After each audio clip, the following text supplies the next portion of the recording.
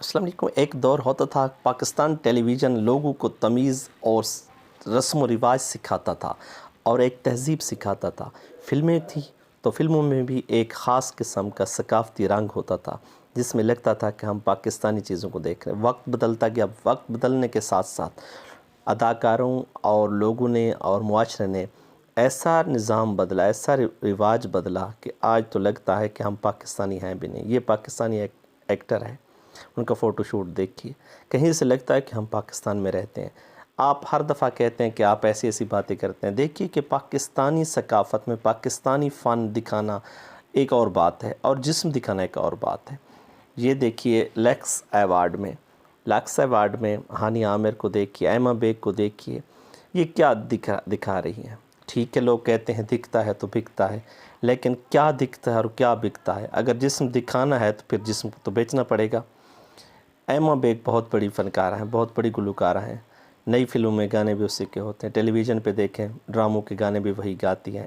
اگر نوجوان لڑکیوں سے پوچھا جائے اور لڑکوں سے پوچھا جائے تو ان کی پہلی پسند یہی ہے۔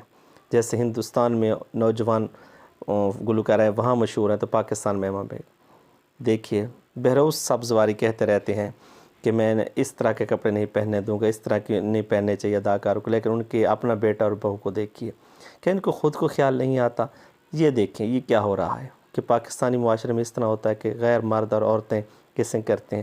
یہ ایک پاکستان میں آ گیا ہے دجال، اس کو دیکھیں، چاہت فتح علی خان، نہ سر نہ تال نہ کچھ، یہ دیکھیں کیا ہو رہا ہے۔ مزید اس کو لوگ اس کے ساتھ ویڈیوز بنا رہے ہیں۔ اور ایک وقت تھا کہ عطاء اللہ خان سخیلوی صاحب لوگوں کو محفلوں میں جاتے تھے اور محفلیں رنگین کرتے۔ آج ایک وقت ایسا ہے کہ انہوں نے اپنے گھر میں احسن خان اور ریشم کو بلایا اور ان کو گانا سنایا۔ ایک ہوتا ہے نا جوانی، بڑی دیوانی چیز ہے۔ بہت سارے لوگ ایسے ہوتے ہیں جو جوانی کے پجاری ہوتے ہیں۔ خان کے ساتھ بہت زیادہ رش ہوتا تھا، لوگ ساتھ رہتے تھے، باہر کے ممالک اب بھی لوگ محبت کرتے ہیں، لیکن وہ محفلیں نہیں ہیں۔ لیکن خان تنہائی سے تانگ آ کر اس نے خود ہی احسن خان کو اور ریشم کو اپنے گھر بلایا اور اپنے سانگ سنائے۔ اس میں عطاء اللہ خان صاحب کی بیوی بھی تھی، انہوں نے بہت بڑی خدمت کی اور یہ بڑے متاثر ہوئے ان کی خدمت سے، بہت اخلاق کے ساتھ وہ ملی ان سے۔